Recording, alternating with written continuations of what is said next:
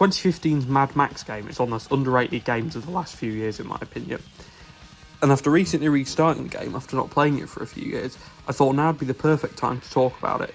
So in this video, I'll be giving you a rundown on why Mad Max is so good and so overlooked, while avoiding any story spoilers, so any gameplay in this video is taken from around 2 to 3 hours of playing.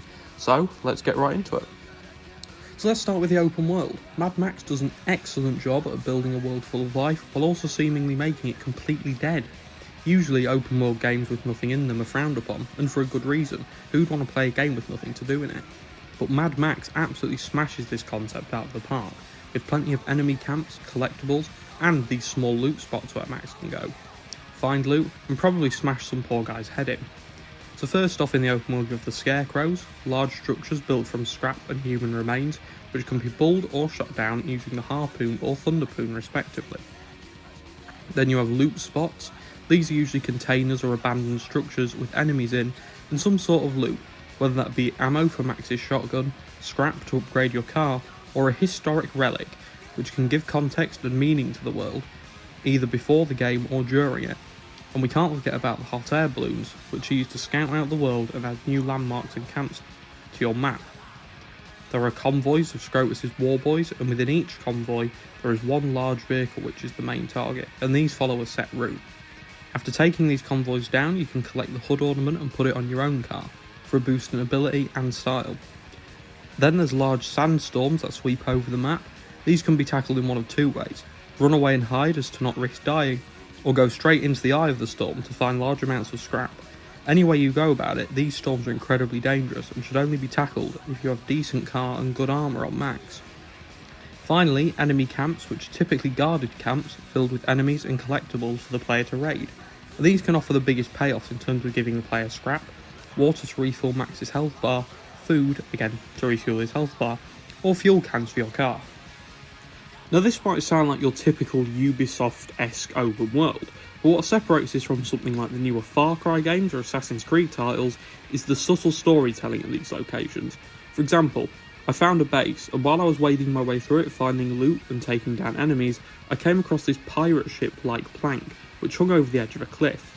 Now this type of storytelling I think is infinitely more impressive and thought-provoking than simply telling the player what happened at this camp. I mean, were people forced to jump off here by Scrotus' Warboys, the main faction in the game, or was it just used as a place to dispose of rubbish and unwanted items? Mad Max thrives at this type of subtle storytelling throughout its compact but quite dense open world, and little things like this can go a long way to make the player feel like the world they're in has really gone off the deep end and any sort of normality has completely disappeared. Even now, 8 years later, this game is still really good looking. The vast, sandy and abandoned wastelands you drive through are quite beautiful, and the constant threat of a sandstorm or a war party coming for you keeps you on your toes while traversing the world. One part of the game that is massively impressive is, well, the sky. The skyboxes in this game are beautiful, and keep the game's objective in sight at all times: Gastown, the place Max needs to find a V8 engine to drive to the Plains of Silence, where he believes he'll be able to escape his own past, and that leads me to the next point, the story. I won't go too in-depth with the story so you can play it completely fresh, but it involves Max having his car, the Black on Black, also known as the Interceptor, stolen from him by Scabrous Scrotus. Yep, that's his real name. Scabrous Scrotus. Max then must go to the main trading hub and fortress of the world, Gastown, to get a V8 engine, which, when placed in his newly acquired Magnum Opus car, built by his new accomplice and trusty mechanic, Chumbucket, will carry him to the Plains of Silence, a place Max believes he'll be able to escape the events of his past and live peacefully. The story's nothing special. I mean, it's not bad, it's not really very good. It's just average, but it does provide some cool set pieces, like the opening cutscene, which is just really cool. And I think the story is more of a vessel to enjoy the gameplay, rather than the gameplay being a vessel to enjoy the story. The gameplay in Mad Max is heavy, hard and methodical. Max himself isn't nimble or quick, and even sprinting is slow, and this makes Max feel quite heavy and weighty, but adds to the slower gameplay that this game seems to be striving for, when not ripping through the desert in the Magnum Opus. Max controls smoothly, and the game keeps its combat largely basic, with a light attack, heavy attack and dodge button, and also a counter button, being your main weapons in combat, along with a few special abilities you can unlock during the course of the game. Max can also enter Fury mode, Really? Oh, that's Fury mode. Okay. Anyway, Max enters this mode after stringing a few hits together, and while in Fury mode, he's able to hit faster, stronger, and take enemies down quicker. And when not fighting, Max can either jog or sprint by holding down the right trigger, but sprinting isn't that much quicker than your standard movement speed, but I think this was done purposely, so Max doesn't control like anything other than a normal guy. He isn't Batman or Spider-Man, he's just a normal guy, so he shouldn't be controlling like a superhero or zipping around the wasteland when not in the magnum opus. Max can also pick up fuel cans to either refuel the car, blow things up, or store in the back of the car. Although you can only keep one at a time, it still proves to be useful for breaking into bases or refueling the magnum opus when in the middle of a desert. Most fuel cans found in the world won't be full, which might sound annoying at first, but I really appreciate this feature, as in a world where fuel is sparse, I don't think people would let fully filled fuel cans, try saying that 10 times quickly, just lie around. So this adds to the game's realism, and it's certainly more immersive than having fully fueled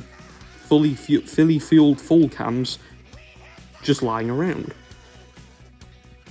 While in the magnum opus, Max and Chumbucket can combine to be a real force in the wasteland. The driving, although not perfect, is still really fun and solid, with every car, whether it be yours or an enemy's vehicle, feeling like it has a certain amount of weight to it, and this definitely adds to the satisfaction of smashing enemy vehicles to bits or drifting around corners away from pursuers. The car also has a huge number of customisable options, from hedgehog-like spikes which can be installed, to simple things like a new paint job. Adding spikes, and spiky rims, armour or anything like that will add weight which will slow down your car. And this is great, as it means you can either make a Formula 1 car that can outrun or chase any vehicle in the game, but sacrifice armour and weaponry, or a tank that can just sit there and destroy everything but can barely move. I think this is genuinely one of the game's most engaging features, as you can genuinely play the game how you want to. If you think you've mastered the driving and handling of the car, you can sacrifice some of that defensive and offensive power for speed and handling.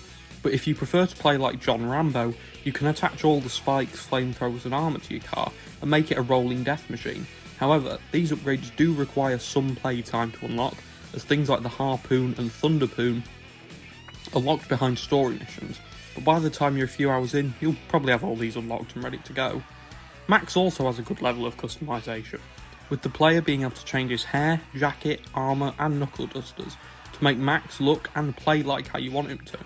Especially when you get into the later game and you can unlock different abilities from the Griffer, a mysterious figure who Max can speak to, and trade Griffer points for abilities, like being able to do more damage when using melee weapons, or something a little less violent like the ability to get 10% more water from water taps.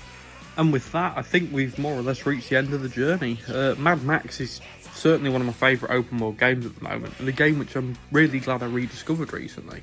The setting, the strange characters and gameplay all combine to make a great time, and something that even if, a bit like myself, you had little prior knowledge of the franchise going into, you can still enjoy immensely, due to it being a standalone story and being separated from the movies. So yeah, if it's available, check it out, and enjoy smashing cards to bits in your rage-fueled death machine that is the magnum opus.